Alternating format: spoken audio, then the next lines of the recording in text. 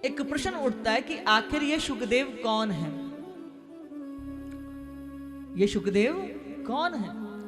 तो बड़ी पावन दिव्य कथा आती है कि एक बार मेरे प्रभु जो हैं बैठे हुए थे,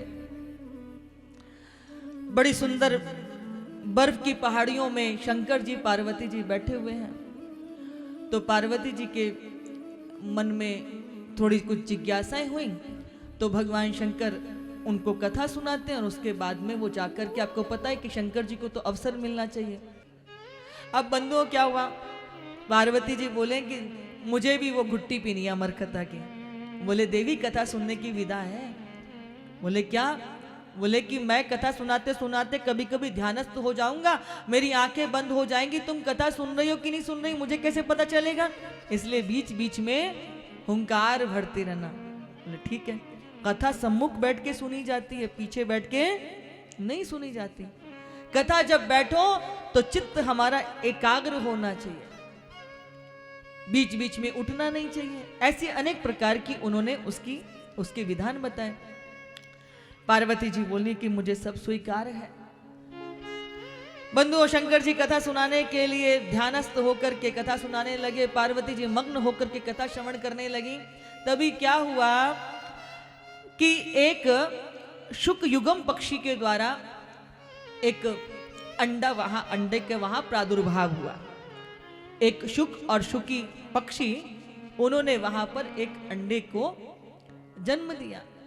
अब उनसे अंडा हुआ तो इधर क्या हुआ कि कथा का प्रभाव हुआ, बर्फीली आंधियां हवा चलने लग गई और उस कथा के प्रभाव से वो जो अंडा था वो विगलित हुआ, फूटा और उसमें से श्री शुकदेव भगवान का प्रादुर्भाव हुआ।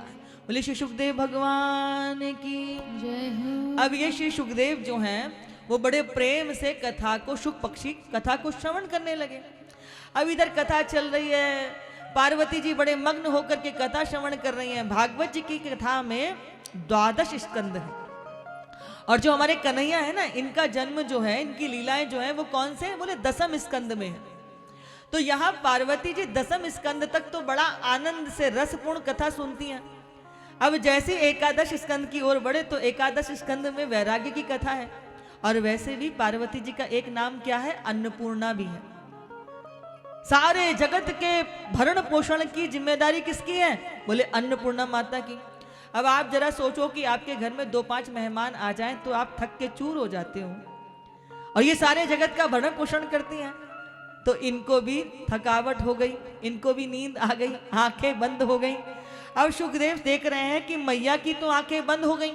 अब इन्होंने यदि हुंकार नहीं भरी तो बाबा तो बीच में कथा सुनाना रोक देंगे और मैं कथा सुनने से वंचित हो जाऊंगा।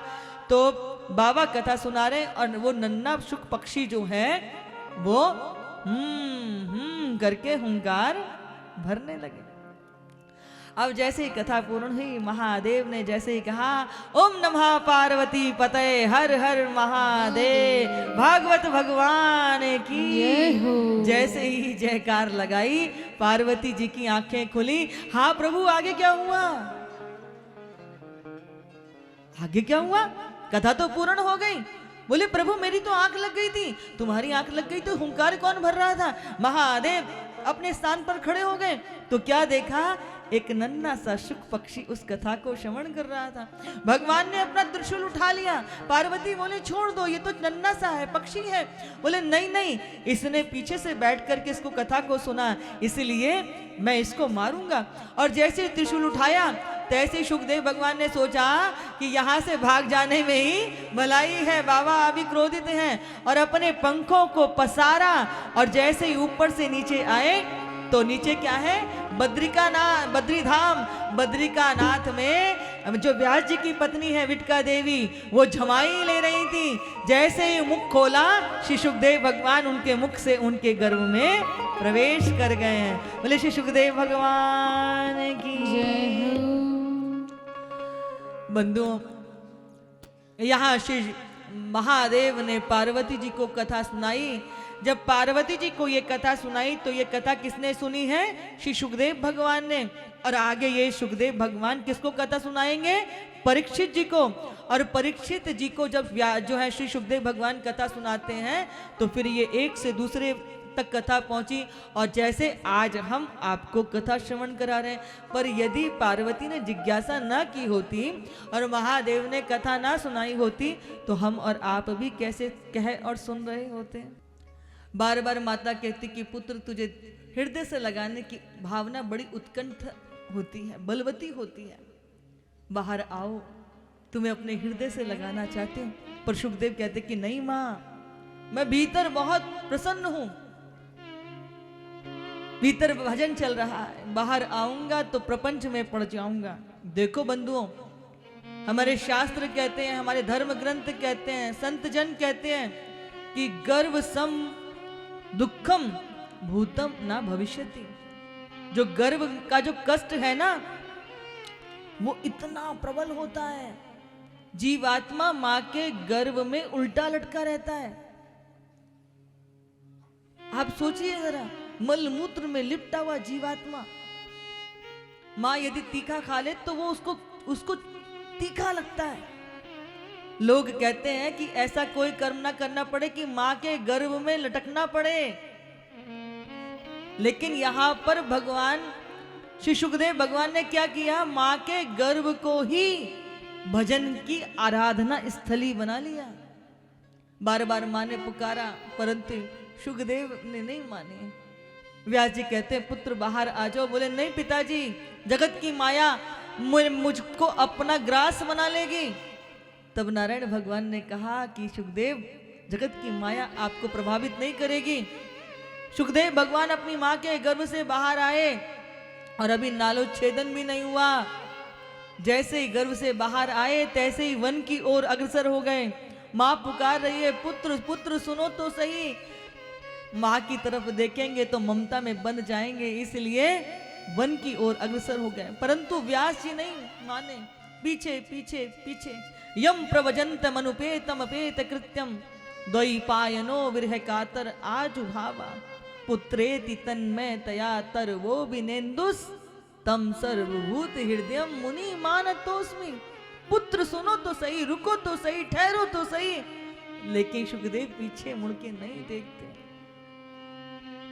पिता व्यास पुत्र के पीछे पीछे पीछे पीछे, सुखदेव आगे आगे। पिता पुकार रहे हैं लेकिन पुत्र उत्तर नहीं दे रहे हैं।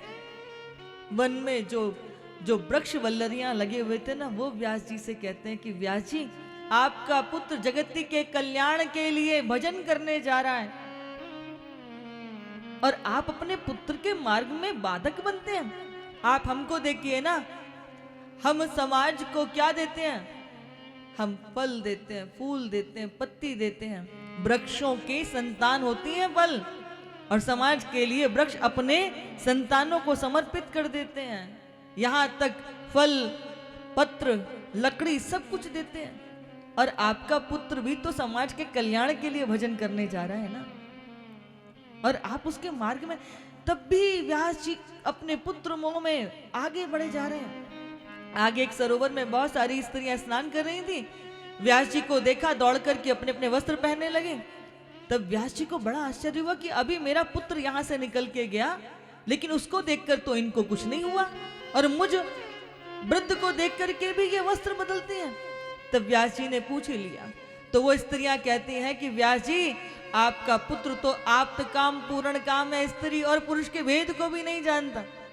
लेकिन आपने तो देखा ना, उन स्त्रियों के द्वारा प्राप्त इस उत्तर को सुनकर व्यास जी वापस लौट करके आ गए। बंधुओं, यहाँ जो सुखदेव भगवान के रूप कदकाठी का जो वर्णन किया है ना, वो बिल्कुल श्याम सुंदर जैसा है।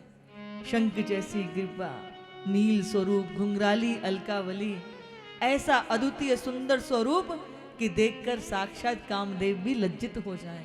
इतना सुंदर स्वरूप। सुखदेव भगवान जन्म लेते ही जंगल में भजन करने के लिए चले गए और व्यास देव लौट करके वापस आए।